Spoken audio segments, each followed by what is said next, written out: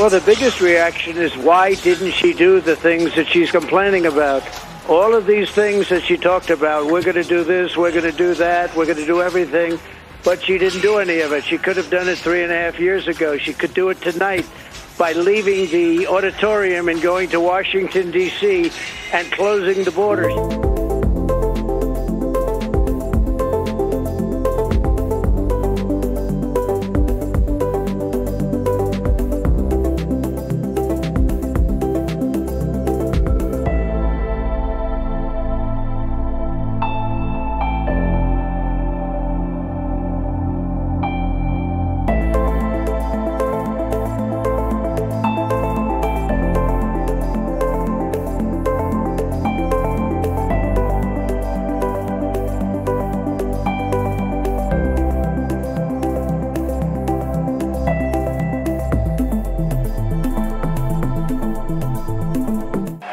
And let me say, I know there are people of various political views watching tonight, and I want you to know, I promise to be a president for all Americans.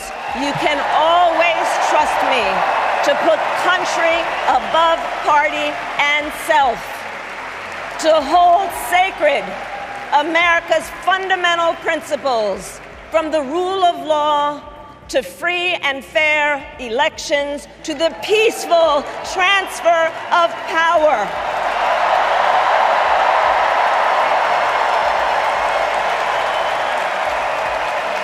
I will be a president who unites us around our highest aspirations, a president who leads and listens, who is realistic, practical, and has common sense, and always fights for the American people. From the courthouse to the White House, that has been my life's work. As a young courtroom prosecutor in Oakland, California, I stood up for women and children against predators who abuse them. As Attorney General of California, I took on the big banks, delivered $20 billion for middle-class families who faced foreclosure, and helped pass a homeowner Bill of Rights, one of the first of its kind in the nation. I stood up for veterans and students being scammed by big for-profit colleges, for workers who are being cheated out of their wages, the wages they were due, for seniors facing elder abuse. I fought against the cartels who traffic in guns and drugs and human beings, who threaten the security of our border and the safety of our communities. And I will tell you, these fights were not easy. And neither were the elections that put me in those offices. We were underestimated at practically every turn. But we never gave up, because the future is always worth fighting for. And that's the fight we are in right now, a fight for America's future.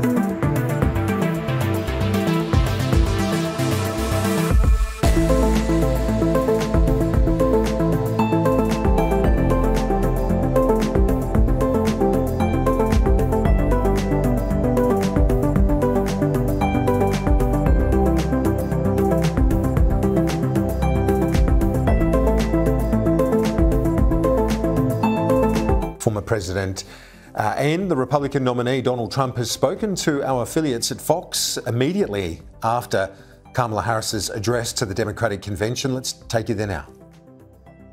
Joining us now by phone, the 45th President of the United States, former President Donald Trump. Mr. President, thank you for joining us. You were truth socialing along this speech. What is your first reaction to it real time tonight? Well, the biggest reaction is, why didn't she do the things that she's complaining about? All of these things that she talked about, we're going to do this, we're going to do that, we're going to do everything. But she didn't do any of it. She could have done it 3.5 years ago. She could do it tonight by leaving the auditorium and going to Washington, D.C. and closing the border. She doesn't need a bill. I didn't have a bill. I closed the border and created the safest border we've ever had in the history of our country. She could have done all of these things, and she could still do them. She's got 4.5, 5 months left. She can go there right now. She can do all of the things, many of the things that she's talking about and complaining about. It was a lot of complaining. She didn't talk about China. She didn't talk about fracking. She didn't talk about crime. She didn't talk about 70% of our people are living in poverty. She didn't talk about housing, really. The trade deficit. She didn't talk about child trafficking that she's allowed to happen because she was the border czar and she presided over the weakest border in the history of our country. It's an invasion. I was there today, as you know, Brett. It's an invasion of our country taking place at our border, our southern border. It's a total invasion. And now it's starting at our northern border also, through Canada. And she didn't talk about any of that because she talks, but she doesn't do. It's no action. But, you know, look, other than that, it was a nice-looking room. Mr. President, Martha McCallum here. She said that she is promising middle-class tax cuts, and she says that if you are elected, it will cost Americans $3,900 more a year in increased taxes. She's tying all of that to this Project 2025. That's where that number is coming from. What do you say to that? Well, she knows I have nothing to do with Project 25. They throw it out. A group of people got together. They did a thing. I haven't even seen it. I don't want to see it. I told them specifically, I don't want to see it. People know where I stand. I lower taxes. She's raising taxes. She's going to give a tax increase of 4 to 5 times what people and companies are paying right now. The country will go into a depression if they do it. She didn't talk about interest rates. I mean, the interest rates are now getting close to record rates. People can't do business. Nobody can borrow money. People can't go to the American dream and buy a house because they can't afford the interest rates. And even if they could, the money isn't available. She didn't talk about any of that. Now, if she got in, look, she's a Marxist.